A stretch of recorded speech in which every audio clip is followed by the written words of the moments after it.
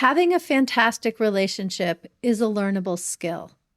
And the main reason that so many people feel dissatisfied, stunted, unseen, disconnected in their relationship, either in general or just in certain areas like emotionally or sexually or whatever the case may be, the reason that that happens is because people lack an education in how to create a really fantastic relationship. One of the fundamental principles is uncompromising intimacy. And this week, when my podcast editors are on their summer vacation, I'm re-releasing the episode that I did, which is all about uncompromising intimacy, so that you can really soak in the concepts and be inspired to implement it in your own relationship. So keep listening. Here we go. Welcome to the Intimate Marriage Podcast, where I teach educated, successful couples how to have incredible, passionate relationships so that you can stop compromising and start feeling fully alive in your relationship. I'm your host, Alexandra Stockwell, aka the Intimacy Doctor. I'm a physician and an intimate marriage expert. My husband and I have been married for 26 years. We have 4 children and full professional lives, and we've created an amazing relationship. I've also shown hundreds of couples how to do so as well. If you want to deepen your understanding of your own relationship and learn to access new heights of emotional, sensual, and erotic intimacy, you're in the right place. I will show you how. Now let's dive in. This topic, which is so dear to my heart, it's actually dear to all parts of me, and that is Uncompromising Intimacy. It's the name of my book, and it really points at one of my absolutely foundational beliefs in how I work with couples and in everything I teach about how to create juicy, dynamic, passionate relationships where things are engaging and meaningful and unpredictable for decades.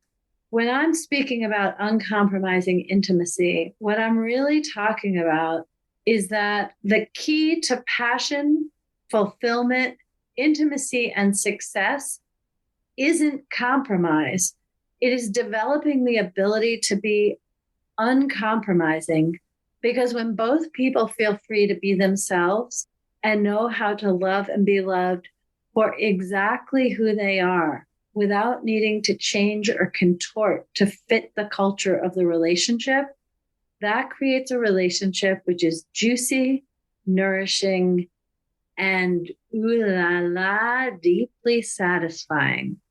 So let's first start with some definitions, because everyone is familiar with what compromise means. And I use uncompromising in a very particular way that needs a little explanation. So in terms of compromise, really throughout the world, people are taught that the key to a great relationship is learning to compromise. And the secret to a happy marriage is compromise. If you want to really enjoy your marriage, you better get good at compromising. And that just isn't true. If what you want is a pleasant companionship, a kind of bland, neutral, fairly supportive relationship, compromise is your best friend and will absolutely get you that.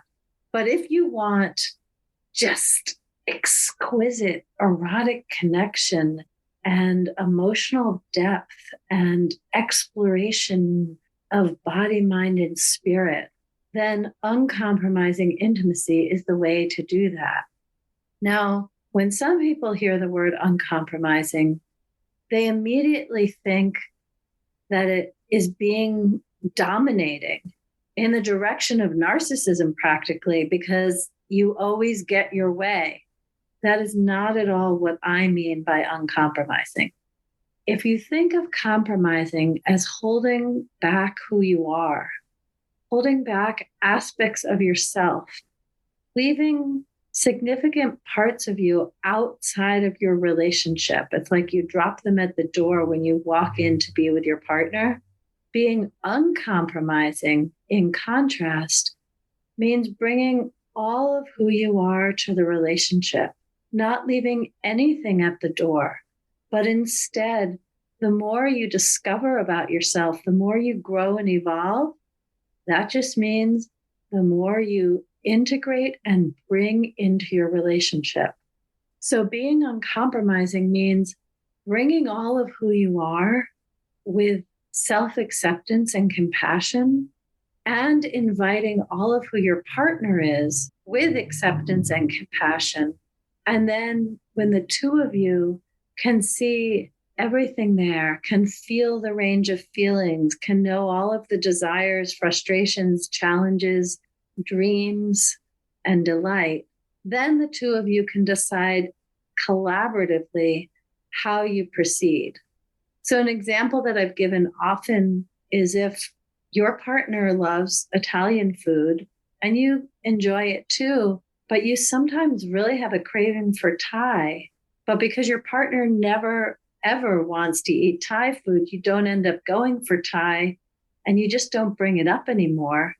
Well, that's compromise.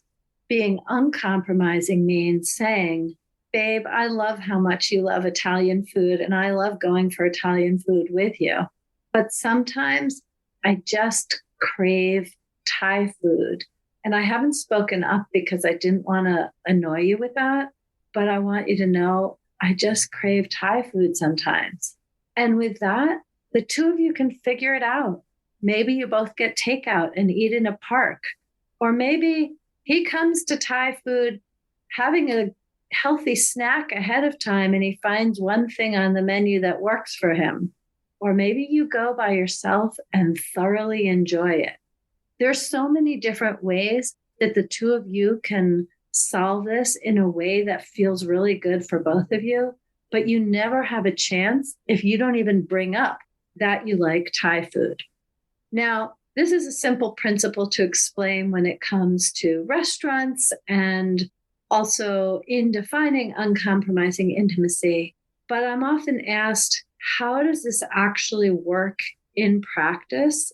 And I want to tell you some examples from my own life and also really invite you to consider just like add an extra antenna in your being and notice when are you compromising, because there's probably some pattern to it.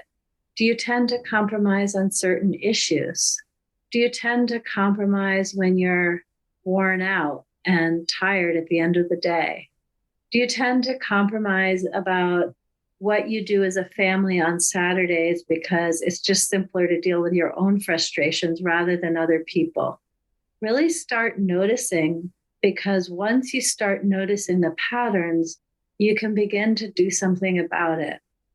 Now, for me personally, it's kind of a tricky thing because I have a strong personality. I have had a very strong presence and personality since I met my husband in 1993 when we were both in our first week of medical school. And he had a much more reserved, held back, contained personality. So at first glance, it can look like I'm not holding back or compromising at all because I am louder and bigger with my energy than my husband is much of the time. He has much more of a tendency towards being introverted. But even though that's the case, I have held back in so many ways in my life. And when I got really serious about uncompromising intimacy, both serious and playful, I had a phase where I let him know ahead of time that neither of us needed to actually do anything differently. I was just going to be taking an inventory out loud about any time that I was inclined to acquiesce, hold back, compromise, and not speak up. And I think I did it for a week. And it was revelatory for both of us. And just bringing attention to how much I held back shifted something very profound for me. Because in holding back, I really wasn't giving myself permission to speak up. And I broke through that by just speaking up every time that happened. I actually had planned to say something a little bit different, and I'm going to circle back and say it now.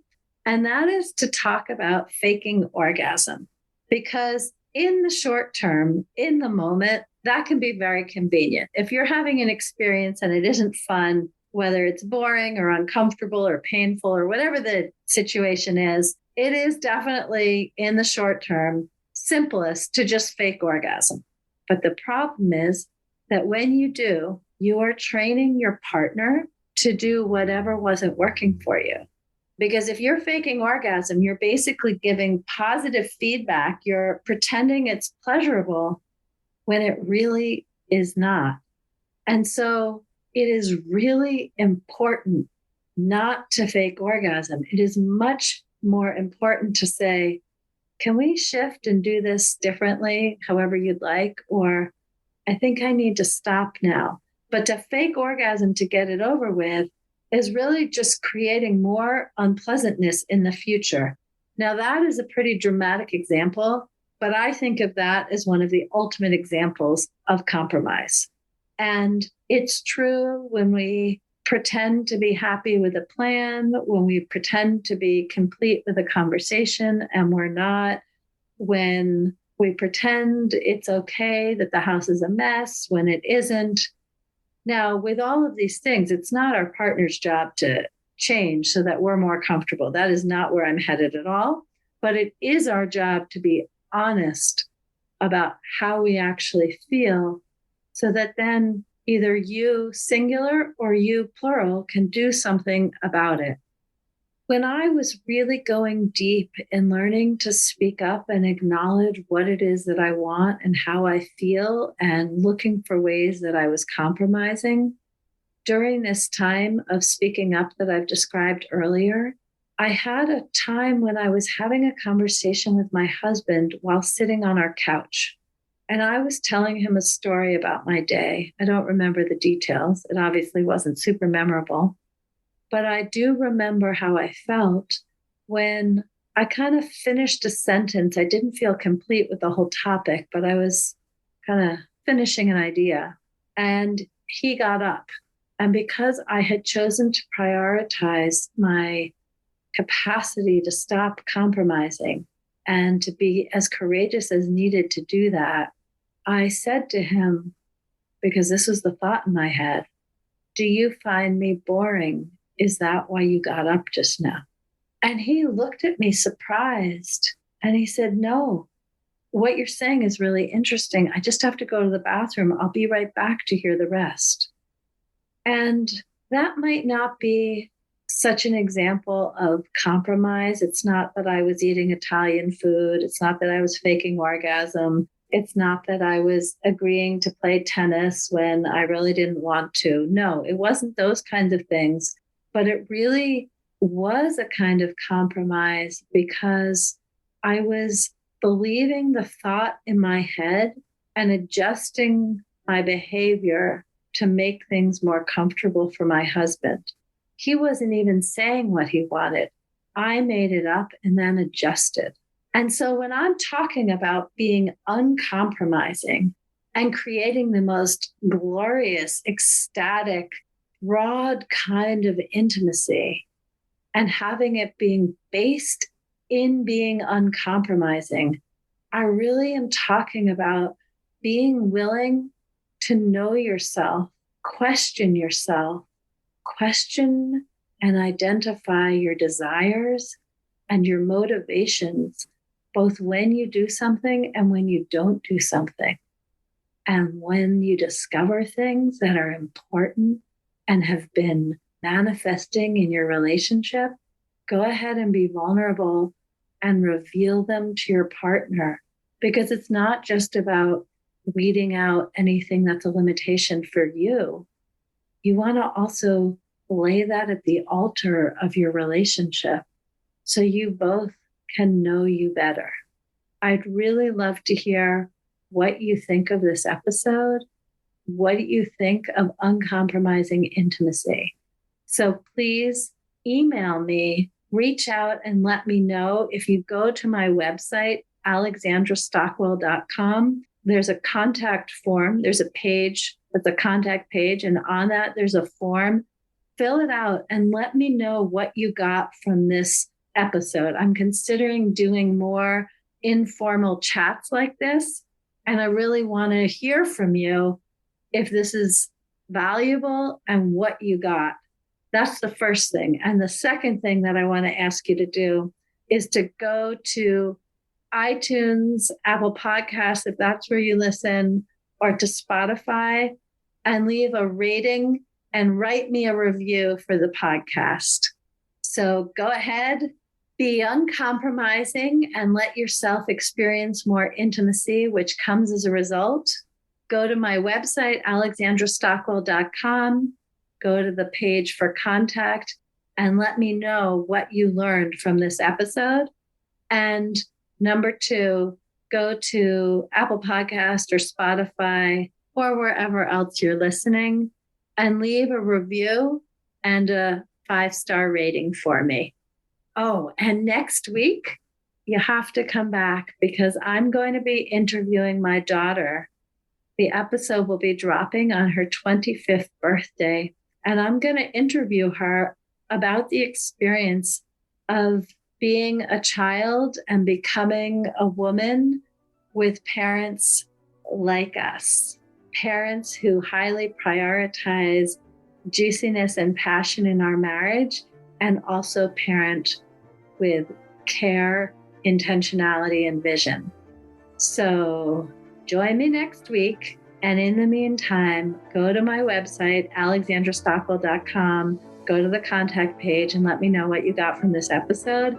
And also leave a review and a rating. Thank you for joining me for this episode of the Marriage Podcast. Please rate and review the show on iTunes. It really makes a difference. And if you have a question or a comment, reach out to me via my website at alexandrastockwell.com.